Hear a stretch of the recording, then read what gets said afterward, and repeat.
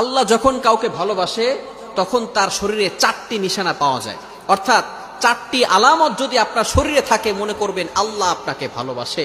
4টি নিশানা। 1 নাম্বার হচ্ছে যাদেরকে আল্লাহ তাআলা দ্বীনের সঠিক জ্ঞান দান করেন তাদেরকে আল্লাহ তাআলা মহব্বত করেন। নাম্বার 2, দ্বিতীয় নাম্বার হচ্ছে যারা বেশি বিপদে পড়ে আল্লাহ তাআলা তাদেরকে মহব্বত করেন। যার শরীরে দেখবেন একের পর এক বিপদ আসতেছে, অসুস্থতা আসতেছে, বারবার বিপদ, একের পর এক বিপদ, একটা বিপদ যাওয়ার পর পরে আরেকটা বিপদ আসতেছে, আপনি হতাশ হবেন না প্রিয় ভাই। আল্লাহ তাআলা আপনাকে ভালোবাসেন।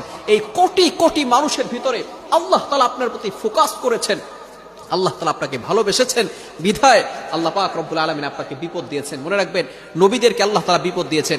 ইব্রাহিম আলাইহিস সালাম খলিলুল্লাহ এবং মিল্লাতা আবিকুম ইব্রাহিম, যিনি সকল মুসলিম উম্মাহের সকল মুসলমানদের পিতা এবং সকল মুসলমানদের লিডার নেতা, সুতরাং ইব্রাহিম আলাইহিস সালামকে আল্লাহ তাআলা সবচেয়ে বেশি কষ্ট দিয়েছেন।